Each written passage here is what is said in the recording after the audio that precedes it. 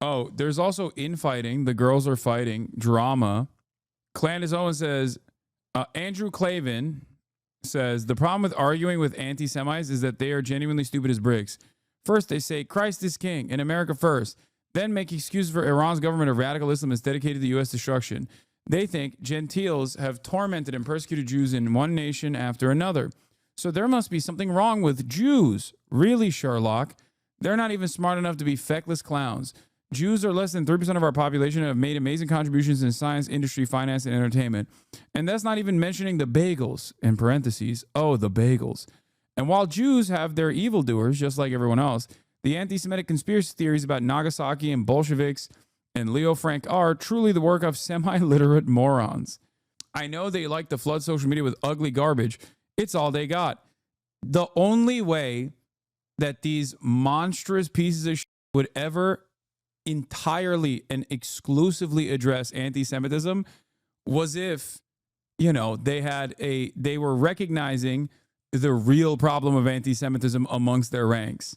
It literally finally got the Republicans to talk about anti-Semitism because so many of their top content creators now are just like out and about rabid anti-Semites. This is Andrew Clavin who said this from Daily Wire.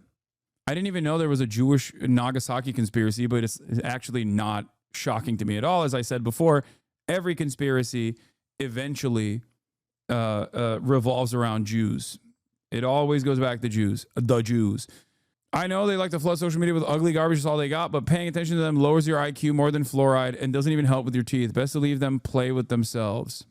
To which Candance Owens, also known as Clandis, jumped in and said, thank you for re-upping this most crucial conversation about Christ is King almost exactly a year later and once again during the season of Lent. After a year of thoughtfulness, I want you to know that I will never stop declaring it. To which Jordan Peterson came in and also popped off. Candance Owens, real Candace O, a true pharisaical pretender. She vociferously proclaims her devotion to Christ for no other reason than to elevate her perceived status. She say you're fake Christian, okay?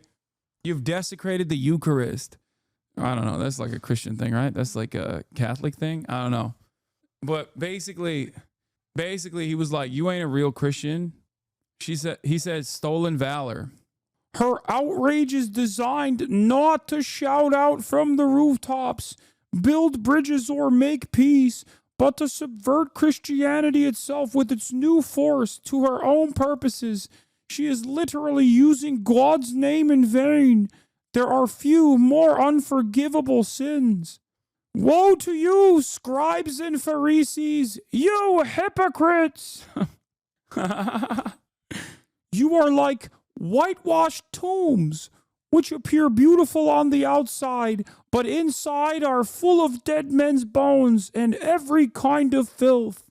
Okay, what is happening? Why is he writing like this? Pharisees. Pharisees? Like a pussy? Pharisee? Yo, let me see your Pharisee. Yo, that Pharisee be looking real nice. What? I don't know what this is.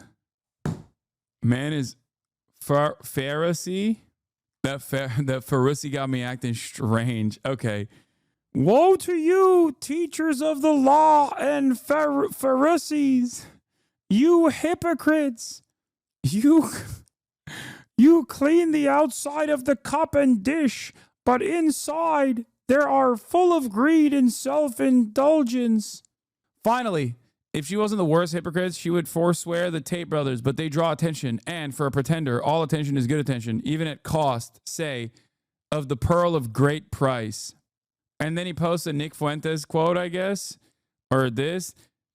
Nick Fuentes says he was the first to use Christ as King in a political context. The purpose of this is to weed out Jews. See the end of the video. Not hate speech, nor should anyone stop saying it, but the motivation is clear, and we were not wrong for pointing it out.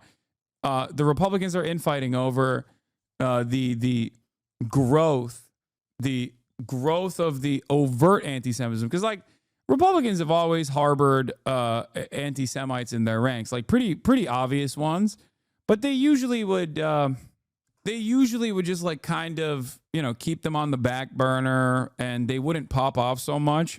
But because of all the Israel stuff, obviously like anti-Semites have been really popping off, especially on the Republican side, some of which are anti-Semitic but also pro-Israel, some of which are anti-Semitic and anti-Israel. And it seems like in this day and age, it does unironically feel like the only kind of permissible anti-Israel sentiment is basically going to be coming from overt anti-Semitic people. And the more like institutions like the ADL and like these liberal or sometimes like progressive institutions focus all of their effort on belittling and undermining anti-Zionists who are not anti-Semitic, the more, those people pop off. And it's interesting to think about, and it's something that I've been thinking about quite a bit, especially as Joe Rogan has had like numerous people on his broadcast when he's not talking about, when he doesn't have like a billionaire who, literally drinks the blood of children, like not blood libel. I'm talking straight up billionaires who are doing unironically doing the blood rituals to, I guess, maintain their youthful nature while simultaneously inventing new ways of killing children overseas. He then turns his crosshairs on to he then will have these guys who seemingly are very anti-Semitic. He's had a couple of these hosts, a couple of these guests on his podcast recently, and this guy is apparently getting a lot of attention from normies. Now, it's an interesting guy. What's his name? Daryl something? I forget. Joe Rogan platforming a Holocaust denier and believing him at his word is the logical conclusion of right-wing conspiratorial thought. He's too stupid to keep it a secret. Yeah, this guy is apparently... Wait, I thought you were for free speech, only speech you agree with. I am not. Oh, God.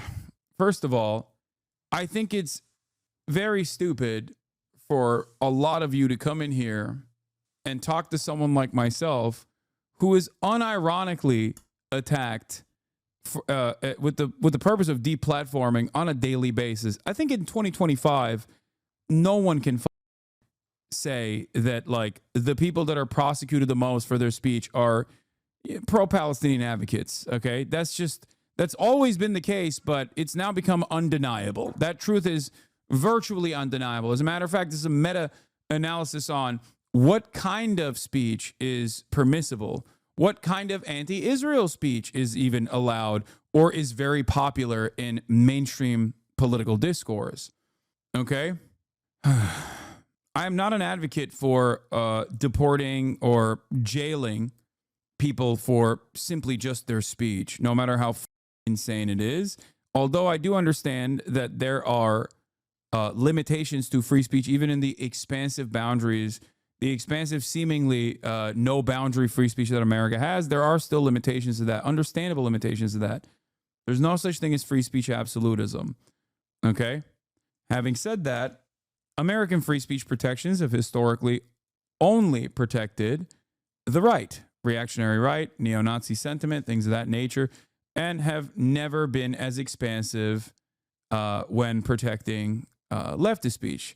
It's literally still illegal to be a union leader and be a communist at the same time. In this country, we've had 2 Red Scares and we're at the precipice of the 3rd.